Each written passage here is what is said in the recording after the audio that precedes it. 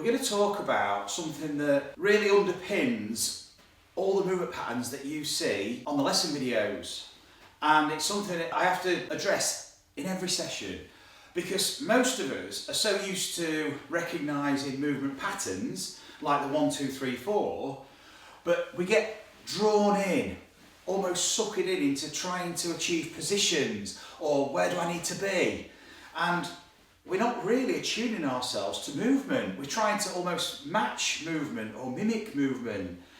And the whole essence of what we do is to find your natural movement patterns, but underpinned by fundamental biomechanics, fundamental principles.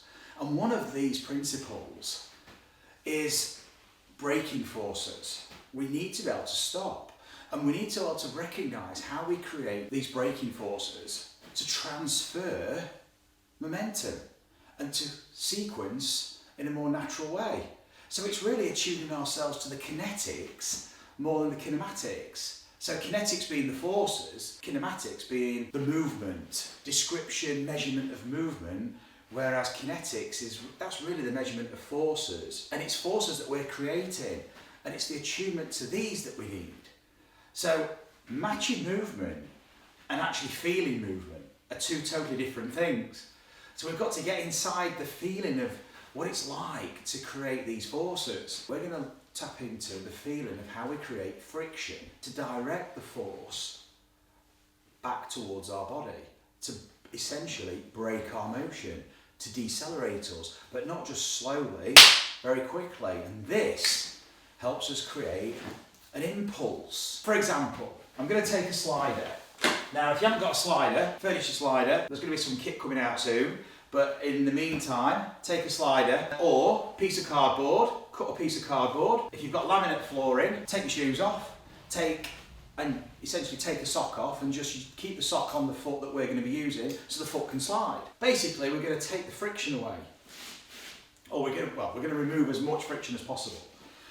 And most people, when they do this on a fairly slippery surface, will do it in a very cautious way and not really challenge themselves, okay? And even if they slide it, they'll slide it and then sway, and it's all very controlled, okay?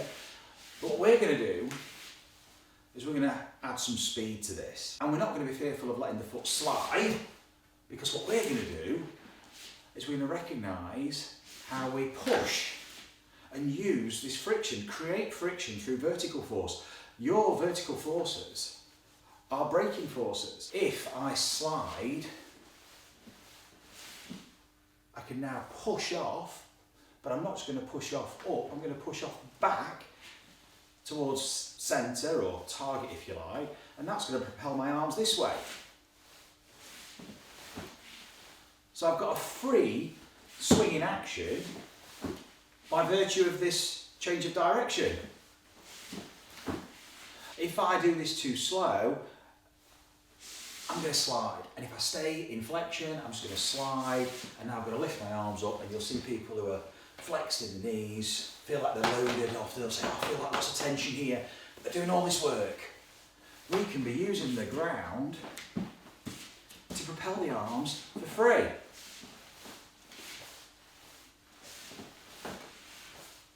When we add rotation to this, it looks very different.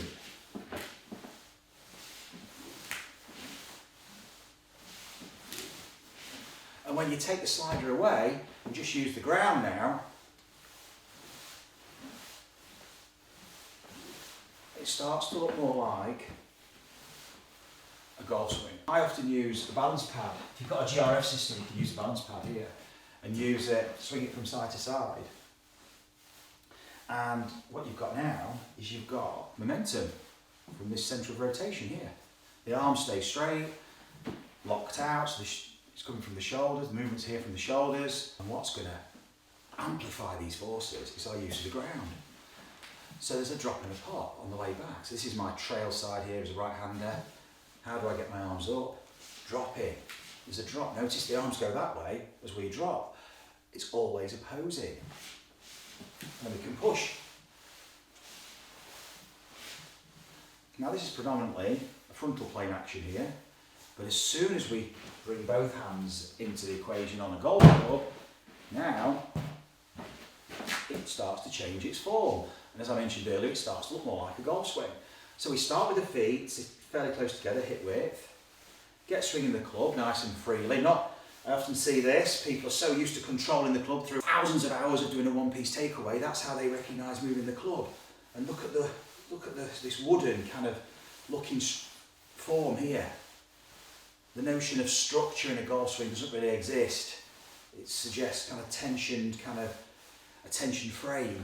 Here, we want to be releasing the tension. This is a chain.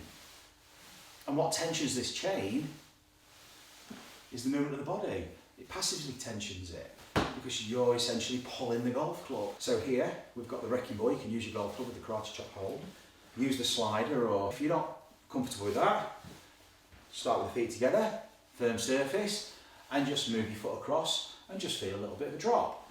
And then pop it. But when you pop, it's a fall back towards the lead side.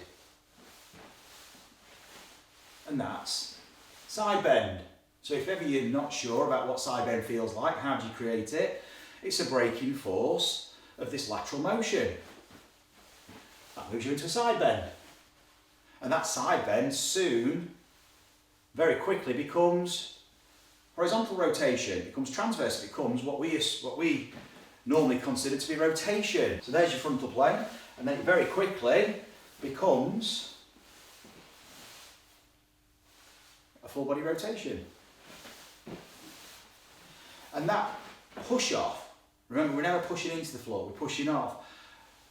That pushes it back towards the target into a natural fall to load the lead side, which is the 3. So now we're already getting the swing for free. How do we start this motion? You have a little shift. And you've got to get used to shifting this pressure quick into the trail side to push. And you're already into a fall. This then swings, places inertia on the body responds, the shoulders, everything starts to react. It loads the body, we're loading into the floor. It's a very, very dynamic response. And then we can go this way. So we need a force this way to counter the movement so that we can then stabilise and let this thing go freely. And the body feels safe letting go. We've got to oppose these forces that we're going to be creating with the club. We can't be going with it, or if we can, but we're going to slow down.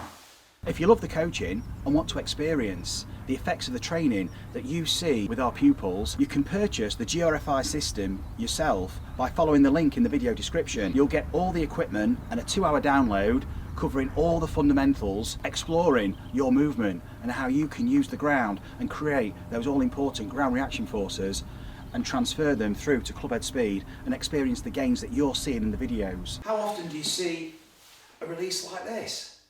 That's the body pulling the club towards the centre of mass, the centre of rotation, to reduce the inertia. Because if we're unstable and we speed this thing up, it's pulling us. But as soon as we can start to push off, we can let this thing go. So it's the same, it's the wrecking ball this way. Recognising the intensity of the push off.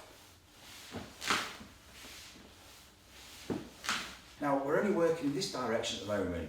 So don't assume this is the whole golf swing action. We're just isolating this lateral motion. But when we bring in the golf club, and when we then start to take that step and push back, we can let this thing go. And it might look like I'm hanging back. I'm not, because I've let my last shift forward first. I've dropped. I can even make a bigger backswing now. And drop. I can really let my mass go this way because I've got a mechanism to break this direction of travel. I'm applying a force this way to enable me to control all this momentum that I'm creating my body in this direction. And that braking force decelerates the body and transfers that momentum through to the arms and the club. And that's your effortless speed.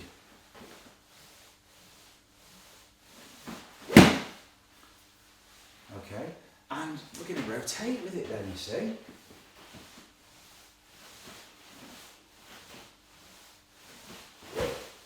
Let's have a look at now how we can integrate this into more of a two-step swing. So it's step, swing, step, swing. But that step that you're making, that push-off, is a falling action to the opposite side. Allow yourself to load into this place. And then you want to respond with the other leg. So only make small steps. Tiny steps. It's more about the drop and the pop. Step, swing, step, swing. And you've got braking force. You've got these braking forces acting on the body. That's the trail foot. That's the lead side. Now, you can start to introduce both. And have a play around. You can even hit a shot. Feet together, ball central, tiny steps either side. So the ball then finishes in the middle of the stance, kind of for a 7-iron. So it's step, swing, step, swing.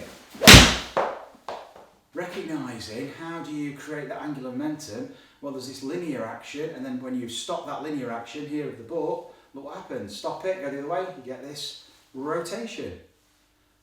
So when you change direction, you get this effortless swing in both directions. If I go the other way, change direction, put the brakes on, change direction, I get that swing.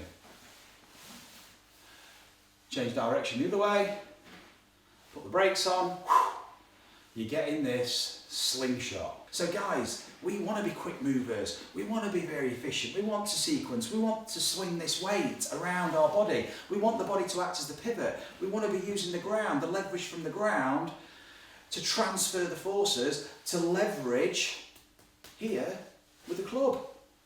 So your golf club, this connection here, this has to be reactive. We need an elaborate repertoire here to react to the sequence that we're creating. We need to be using the ground in an elaborate way to create and utilise these forces and change the direction, and the body can sequence. That's the conduit from the ground to the club to the ball. We've got to let it move. Step, swing, may seem basic, but it's got to be quick. Bit of a quick step. Step, swing, step, swing. And you can see there's an upper body movement. You can start to explore your motion a bit more. And you'll see there's a reaction. I've got to let this thing go. I've got to get into this more reactive, adaptive state. And that's going to start from the ground. Step, swing, step, swing. Use the braking forces and let it go.